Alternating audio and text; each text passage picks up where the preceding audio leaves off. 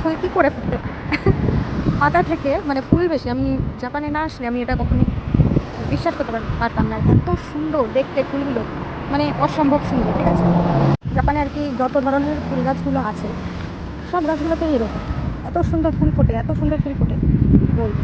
আর এত সুন্দর লাগে দেখতে। আর এখন সিজনের এই ফুলটা প্রত্যেকটা জায়গায় এই ফুল আছে লাগানো গাছগুলো, কি সুন্দর লাগে দেখতে, আর সাথে খুব সুন্দর। তখন তো চলে এলাম, এই পাশে একটা বড় বিল্ডিং রয়েছে, আর পাশে এই যে সোজা দেখতে পাচ্ছে রেলিংগুলো লাগানো আছে। এটা একটা খাল টাইপের, আমাদের বাংলা ভাষায় খাল বলে আর কি। তো সেখানে চলে আসলাম। জানি না আমি এখন কোন দিকে যাচ্ছি, কোথায় গিয়ে পৌঁছাবো সেটাও জানি না। না বাবা, আমি যাবো না, এবার ব্যাক করি। কোথায় গিয়ে পৌঁছবি তারপর বাড়ি যেতে পারবো না। চলো আর কি গিয়ে একটু বসা যাক, অনেক ঘুরতে ঘুরতে চলে এলাম। এই সামনে একটা শপ আছে, ওখানে যাবো। দেখতে দেখতে শপের সামনে চলে এসেছি।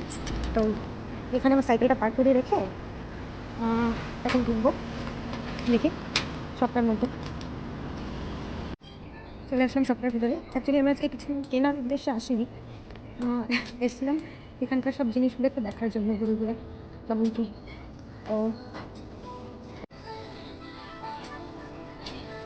অনেক জিনিস আছে দেখার মধ্যে, দেখতে গেলে ঘন্টা কেটে যাবে।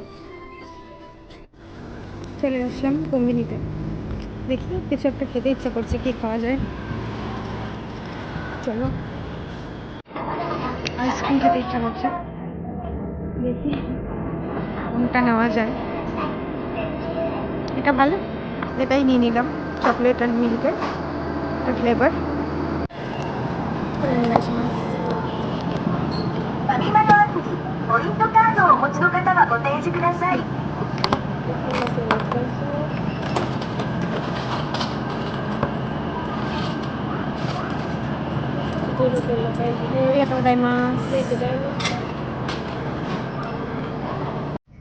ভাই রে ভাই, আইসক্রিমটার দাম নিল 214 ইয়েন।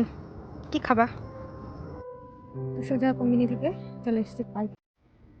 পার্কে এসে একটু বসেছি। এখন এটা না খুললেই নয়, অনেকক্ষণ থেকে খেতে ইচ্ছা করছে, তারপর একটু হালকা গরমও পড়েছে, নাহলে এটা গলে যাবে। এটাকে এখন খাই।